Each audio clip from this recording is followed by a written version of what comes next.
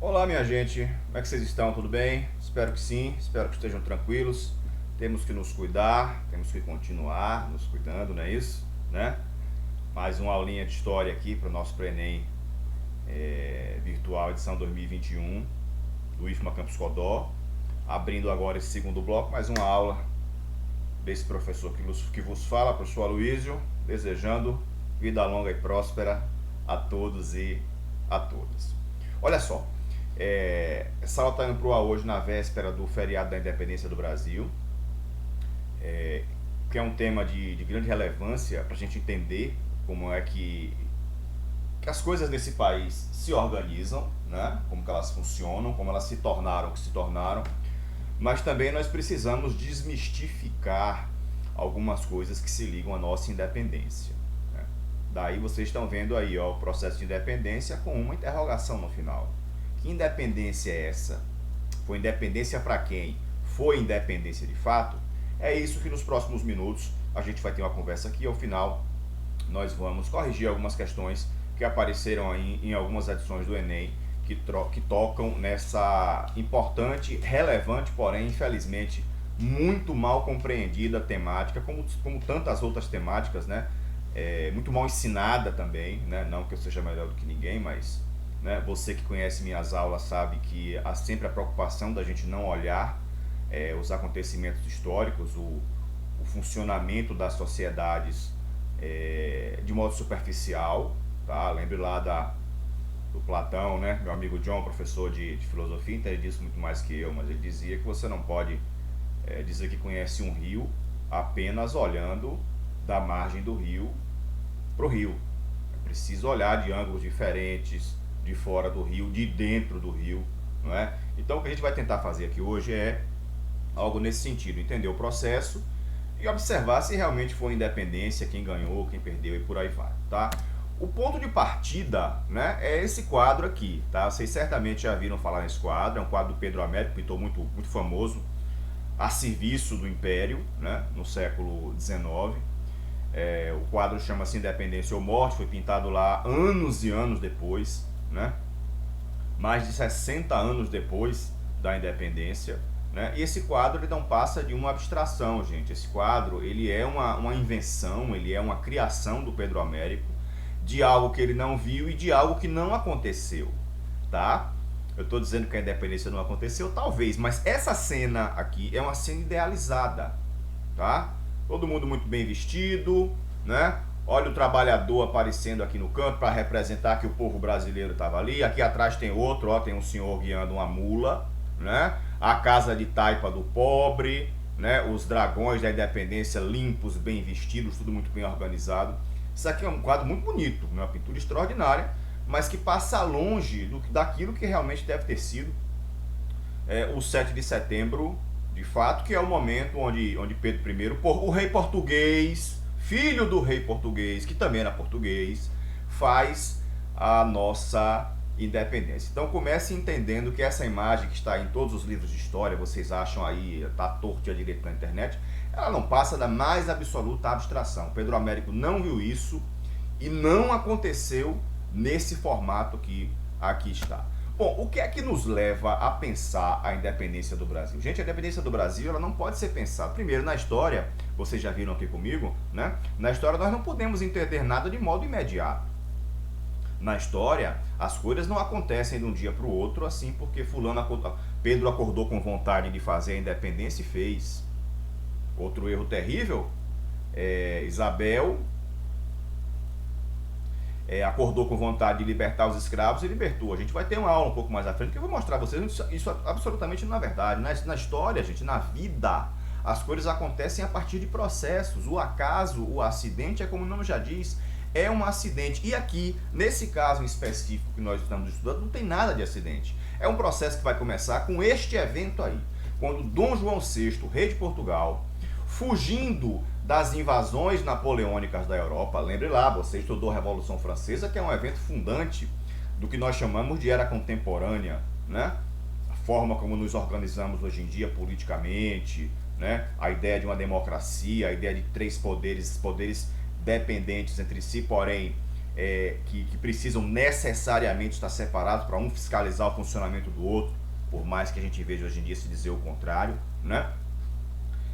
Dom João é forçado a sair de Portugal, né, por conta dos acordos que ele tinha com a Inglaterra, e por conta do bloqueio continental, Napoleão afirmou que invadiria qualquer país com seu poderoso exército, né, que mantivesse relações comerciais com a Europa. Portugal não podia prescindir dessa relação com a Inglaterra, né, e a saída encontrada, saída essa que desde o século anterior, o XVIII, né, já havia sido aventada, né, discutida. Com apoio inglês, Dom João vem literalmente fugido de Portugal para o Brasil, trazendo consigo as cortes. O que são as cortes? Um meio mundo de funcionários, né? De pessoas que têm penetração política, de pessoas que são economicamente importantes. Não veio o pobre não, o pobre que veio aí é o criado, viu? Esse povo todo vem para o Brasil, e aqui do Brasil vai fazer uma coisa que é única, que é fazer a colônia se tornar a metrópole. Agora, grosseiramente falando, quem vai mandar em Portugal é o Brasil. Por quê? Porque o rei vem para cá. Dom João vai chegar em fevereiro de 1808, né? Final de janeiro, desculpa, de 1808, para Salvador, né? Onde ele vai descansar, né, por cerca de um mês, né? Depois retorna aos navios e vai para o Rio de Janeiro, onde ele vai estabelecer em 1808, né, o governo português aqui no Brasil. O Rio de Janeiro já era capital desde 1753, né, 63, né, quando, por uma série de fatores que vocês viram na história do Brasil colonial, né, o Império Português acha melhor deslocar a capital, o centro de poder de Salvador para o Rio de Janeiro, para ficar ali mais próximo das minas, para ter uma relação com as terras mais ao sul, né? E, enfim, né, ele vai estabelecer o seu governo no Rio de Janeiro. Na verdade, essa imagem aqui é do retorno, né, quando ele volta para Portugal em 1801, né? E note, eu comecei do final com 1878 e estou aqui no final de um processo também, que é a volta de Dom João, para vocês entenderem o porquê, tá? Então, bom, Dom João vai chegar ao Brasil em 1808. Quando ele chega aqui, ele vai, gente, precisar tomar uma série de medidas para que seja possível agradar os aliados internacionais, notadamente a Inglaterra, tá? E para que ele consiga agradar aliados internos, os seus súditos internos, o pessoal do dinheiro. Eu não estou falando do pobre aqui não, que o pobre vai continuar lascado lá como sempre foi, o escravo vai continuar lascado como sempre foi, as mulheres vão continuar sem participação como sempre tiveram, como sempre não tiveram participação na vida social, econômica e política desse país, né? Ele vai precisar tomar medidas que o permitam, né, governar o Império Português aqui. Note, gente, não é só... Dom João não vai mandar só em Brasil e em Portugal, que essa altura está ocupado pelas tropas de Napoleão. Ele vai governar o Império Português aqui, as possessões portuguesas na África, o que restou de possessão portuguesa, Goa, por exemplo, né, e Macau, na Índia e na China, né, enfim, né? Então ele precisa de uma estrutura para poder fazer esse governo das terras do Império Português daqui do Brasil.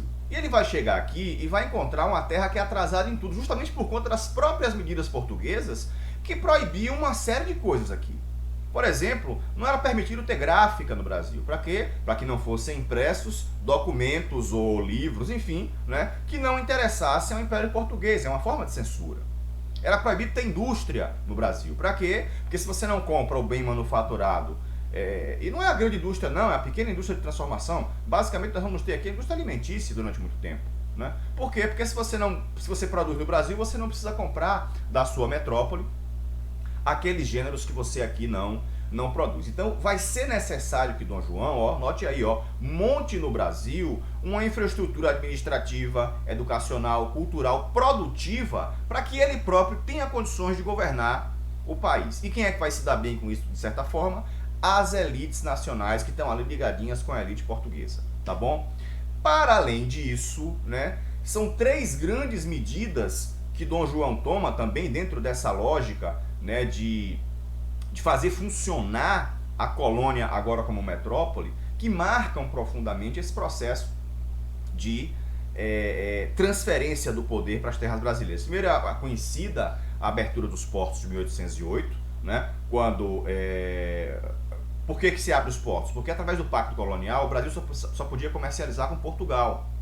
Era um comércio, quando a gente fala em comércio triangular, geralmente a gente associa Europa, África e América, né? Mas eu vou falar aqui em comércio triangular, mas assim, por envolver pelo menos 3 países, mas não tem a ver nesse sentido aqui exatamente com o comércio africano, tá? Se eu quero comprar um bem manufaturado, um barco, né, de casco de ferro, a nação mais avançada desse sentido é a Inglaterra, só que o Brasil não podia encomendar esse barco diretamente aos ingleses. Era necessário fazer a encomenda em Portugal, que comprava do inglês, que revendia ao português e passava para o Brasil, entendeu? Então assim, isso encarecia os produtos, dificultava o acesso a bens manufaturados, mas gerava uma alta lucratividade para Portugal. Só que Portugal agora está ocupado, então o Dom João, até para agradar seu aliado inglês, ele precisa rever essa medida. Então ele vai abrir os portos, como chamaram, né? As nações amigas. E olha, todas as nações amigas do Império Português podem comercializar diretamente com o Brasil, né?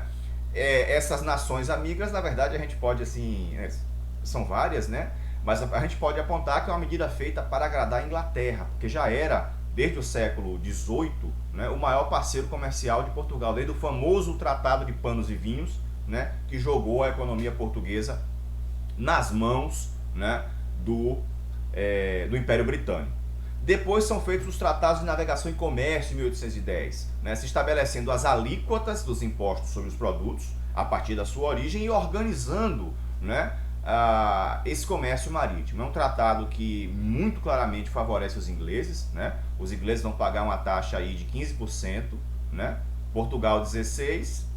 Repare, os portugueses pagam mais imposto do que os ingleses, e outras nações 25%. E por fim dessas macro medidas, né, há a elevação do Reino Unido a Portugal. Quando Napoleão é contido, se realiza o famoso Congresso de Viena, em 1815, que, dentre outras medidas, determinou que as monarquias europeias que haviam sido destronadas por conta de Napoleão, elas retomariam o poder, mas só que aí tem uma questão, tá? Dom João não foi destronado, porque ele veio para o Brasil, e aqui ele continuava e pretendia ficar. Então como é que você resolve isso?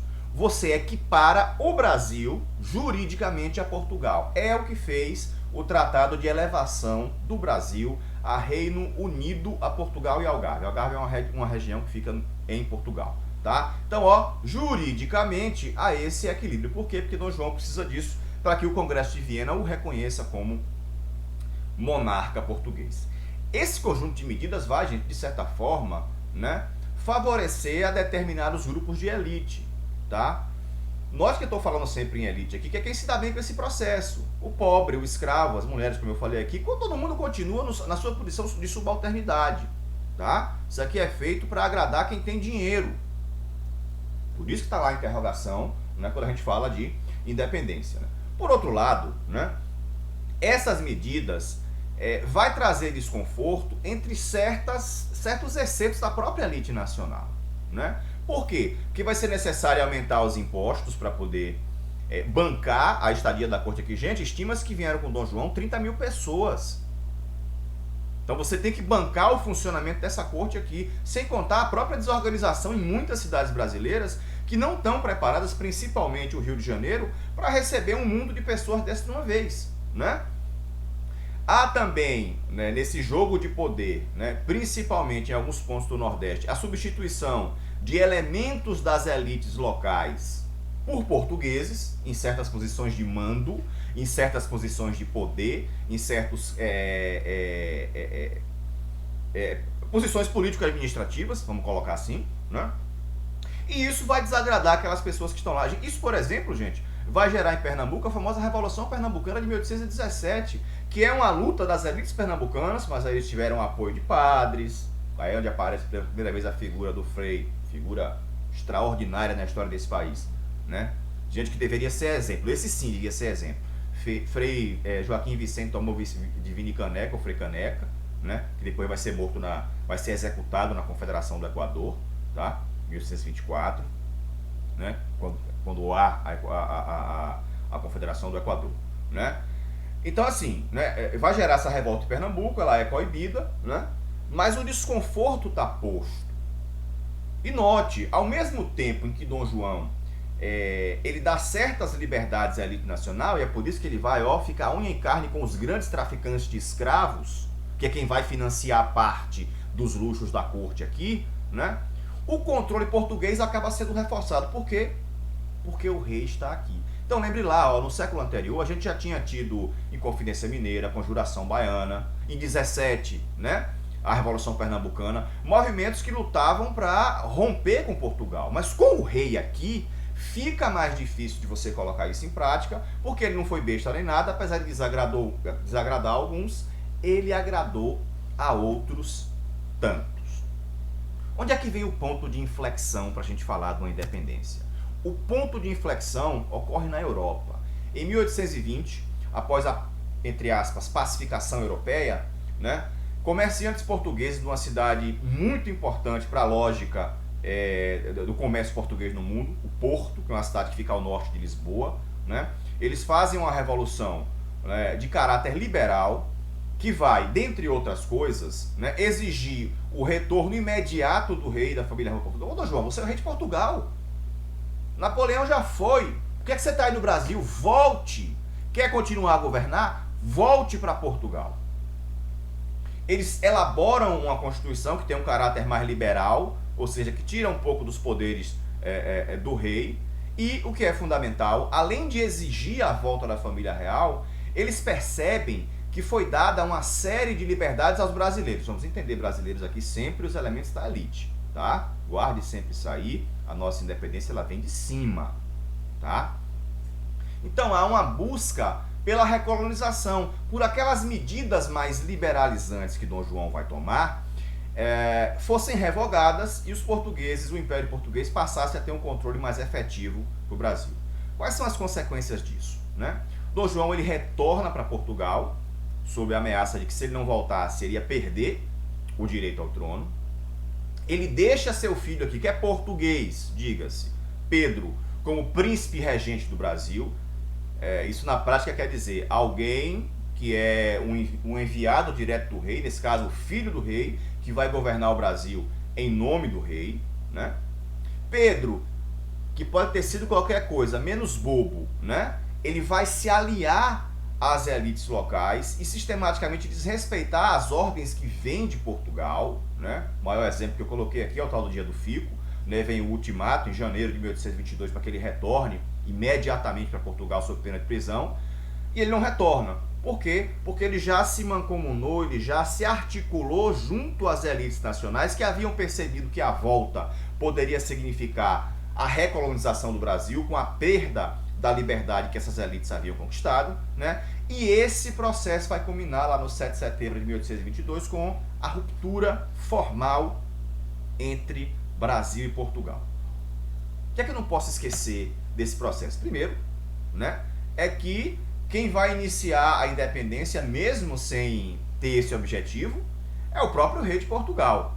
Porque ele vai tomar as medidas que são liberalizantes para as elites nacionais, ele vai dotar o país de estrutura que a gente não tinha ainda, e isso dá uma certa sensação de poder às elites locais. Então, quando você ameaça que vai tirar isso, eles rompem, né?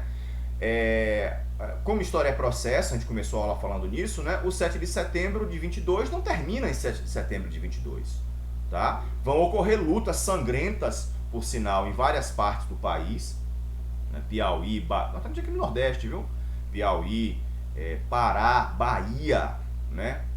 Na Bahia se comemora o 2 de julho como uma segunda independência, chamada lá de Independência da Bahia, que nada mais é do que o término das lutas pela independência. E é simbólico porque Salvador era, a essa altura, né, a segunda cidade mais importante do mundo português, né? Não posso esquecer também que foi um processo feito de cima, tá? As elites nacionais e Pedro é quem vão iniciar e conduzir o processo. Claro, nessas lutas nas províncias, né, vai haver apoio popular, tá? Na hora de virar bucha de canhão, aí você precisa do pobre, né? Mas quem manda é você, né? Importante, gente, olhe, não vai haver significativas mudanças para a maior parte do povo brasileiro. Quem é pobre continua pobre, quem é escravo continua escravo, a exploração continua da mesma forma, a dificuldade para o acesso à terra a esses mais pobres também continua. Então é uma troca de mãos, né? Antes você tem o português mandando, agora você tem o brasileiro que tem, diga-se de passagem, né? As elites brasileiras, laços profundos com essa elite que é portuguesa. Tá entendendo agora por que eu tô falando que eu botei a interrogação lá, independência? É uma independência para alguns, não é para todos. E, mesmo para essa elite, não é uma independência completa. Por quê? Porque a gente vai continuar preso ao grande capital internacional, notadamente aquele que é inglês, aquele que vem da Inglaterra. É só uma transferência de poder formal da elite portuguesa para a elite brasileira, né? O pobre, na prática, isso não significa praticamente nada, porque os ganhos são mínimos, para não falar inexistentes, né? E nós continuaremos presos por um longo tempo ao capital de origem inglesa. Ok, rapidamente, né? Vamos fazer aqui umas questõezinhas que eu separei, 3 questões do Enem, jogo rápido, né? Pra gente fixar, né, o que nós trabalhamos aqui. Uma da prova do ano passado, tá? O movimento sedicioso ocorrido na capitania de Pernambuco em 17 foi analisado de formas diferentes por 2 meios de comunicação daquela época. Claro, né? Cada meio de comunicação tem as suas ligações políticas, os seus interesses, então, isso a gente vê nos dias de hoje, né? Cada um retrata ou relata os acontecimentos a partir daquilo que lhe interessa. O Correio Brasiliense apontou para o fato de ser a comoção no Brasil motivada por um descontentamento geral e não por maquinações de alguns indivíduos. Além de lá que a gente falou da estante de 17. Já a Gazeta do Rio de Janeiro, que está ali coladinha com o centro de poder, né? Considerou o movimento como pontual, um pontual desvio de norma, apenas uma mancha nas páginas da história portuguesa tão distinta pelos testemunhos de amor e respeito que os vassalos dessa nação consagram ao soberano. Então, ó, são 2 visões distintas, não está dizendo não. A Revolução Pernambucana de 17 ocorreu em Pernambuco, mas representa o descontentamento geral de parte importante da sociedade brasileira. Já do Rio de Janeiro, não, minimizou, não, isso aí foi só uma bobagemzinha. Por quê? Porque ele está ali coladinho com o poder. É um texto do Stephen Youngson, né, um historiador de absoluto respeito pelo trabalho genial e importantíssimo que ele executou, né? O Youngson morreu, se eu não me engano, ano passado, foi retrasado, uma grande perda para a história nacional, né? Bom, vamos lá. Os fragmentos das matérias jornalísticas sobre o acontecimento, embora com percepções diversas, relacionam-se a um aspecto do processo de independência da colônia luso-americana, expresso nas disenções entre, primeiro, luso-americana quer dizer, né, portuguesa no continente americano, Brasil. Disenções quer dizer, né, diferenças, divisões, posições contraditórias, diferentes. Então, assim, ele está dizendo que essas percepções, né, elas sobre a colônia portuguesa no Brasil internamente, elas se ligam a diferenças de pensamento acerca, traduzir para vocês, né, dos quadros dirigentes em torno da abolição da ordem escravocrata. Não, gente, a ordem escravocrata vai permanecer até 1888, tá? E não era um movimento que tocava muito especificamente nisso, tá? Como não foi, por exemplo, a Inconfidência Mineira, que é tido como mais importante. O que tocou diretamente nisso foi a Conjuração Baiana de 1798, tá? Grupos regionais acerca da configuração político-territorial, vamos pular.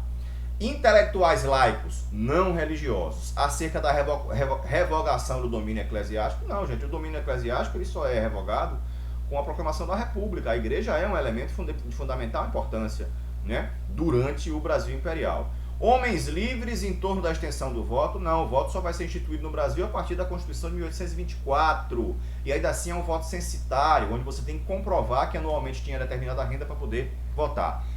Ou das elites locais acerca da ordenação do monopólio fundiário. Não exatamente, tá? A alternativa correta aí, gente, é a letra B.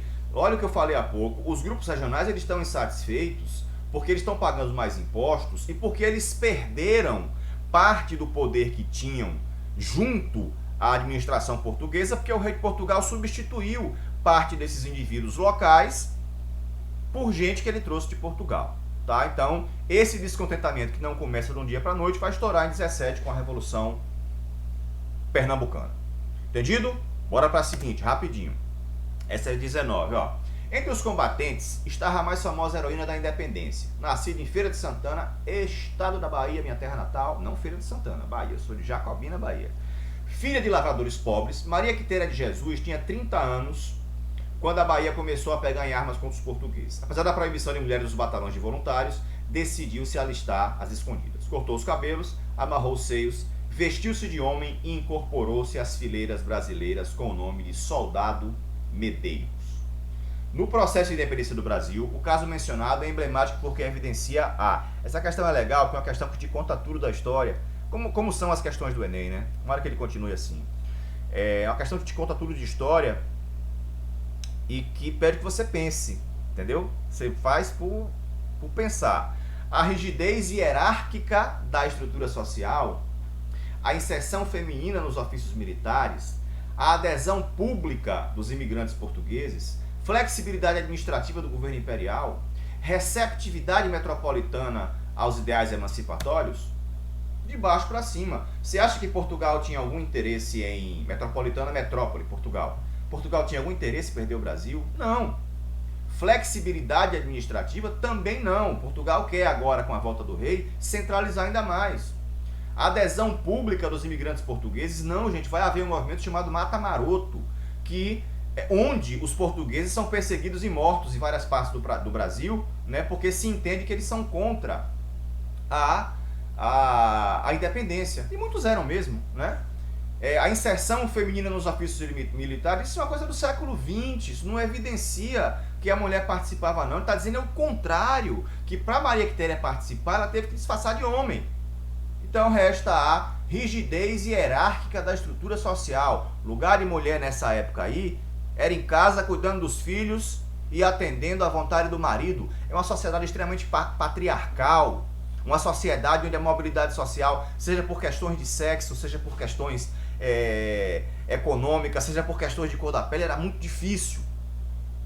Então, esse evento da Maria Quitéria, ter que se disfarçar como homem para lutar pela independência, indica como era rígida a estrutura hierárquica brasileira. Se a gente olhar, é assim, até vergonhosamente, é assim até hoje, né? O Brasil é feito até hoje de homens brancos. Isso é uma vergonha para um país que majoritariamente é pardo ou negro e que tem mais mulheres do que homens. Vergonhosa. Por fim, vamos fazer a última aqui, né? Bom, textão clássico do Enem. Vamos lá. Após a independência, integramos-nos como exportadores de produtos primários à Divisão Internacional do Trabalho, estruturada ao redor da Grã-Bretanha, aquilo que a gente conversou antes, tá? O Brasil especializou-se na produção com braço escravo importado da África, de plantas tropicais para a Europa e a América do Norte. Isso atrasou o desenvolvimento da nossa economia por pelo menos uns 80 anos. Éramos um país essencialmente agrícola e tecnicamente atrasado por depender de produtores cativos. Não se poderia confiar a trabalhadores forçados outros instrumentos de produção que os mais toscos e baratos. O atraso econômico forçou o Brasil a se voltar para fora. Era do exterior que vinham os bens de consumo que fundamentavam um padrão de vida civilizado, entre aspas, né? Marca que distinguia as classes cultas e naturalmente dominantes, como tem gente que pensa até hoje, infelizmente, né? Do povaréu primitivo e miserável.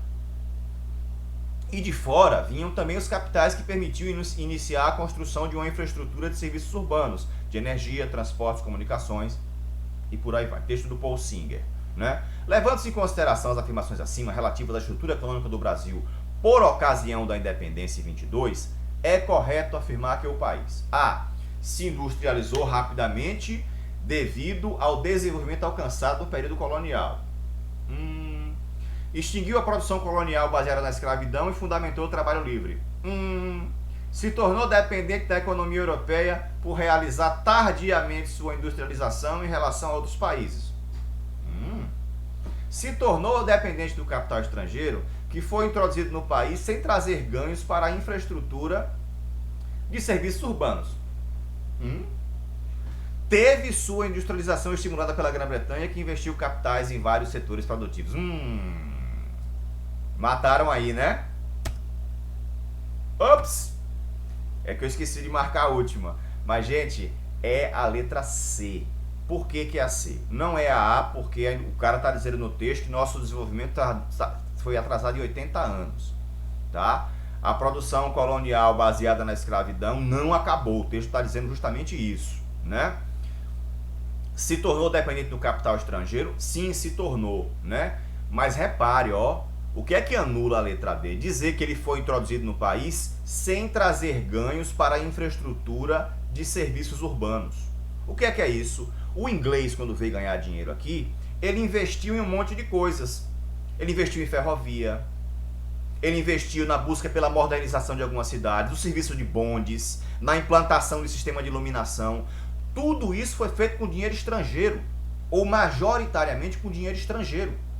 Então, se a primeira frase está certa, até a vírgula, depois da vírgula está errada, porque sim, né, essa introdução do capital estrangeiro trouxe ganhos, né, à infraestrutura de serviços urbanos em algumas localidades do país. Tá? A industrialização aqui não foi estimulada pela Grã-Bretanha, tá? A industrialização no Brasil vai surgir por conta do capital cafeiro depois, mas isso é outra história. Então vai sobrar, ó, a ideia de que sim, nós nos tornamos dependentes da economia europeia, né? Justamente em razão de realizar uma industrialização de modo tardio, muito depois do que outros países fizeram. Beleza, gente? Vamos pensar direitinho aí na nossa independência aqui. Agora você entendeu o porquê da interrogação, né? Não foi exatamente uma independência, tá? É uma troca de mãos. O poder vai trocar de mão. Só se houve algum benefício, são para alguns elementos da elite nacional. A esmagadora maioria dos brasileiros vai continuar debaixo das botas dessa elite branca, bom frisar, né? E que se inspira na Europa e acha que tudo que tem aqui não presta. Certinho, minha gente? Muito obrigado pela presença de vocês, tá? Aproveitem as aulas aí do nosso pré-ENEM, né? E qualquer coisa, põe aí nos comentários, né, alguma dúvida, alguma sugestão, que na medida do possível eu vou respondendo para vocês. Tá bom, gente? Um abração, muito obrigado, a gente se vê. Valeu, galera!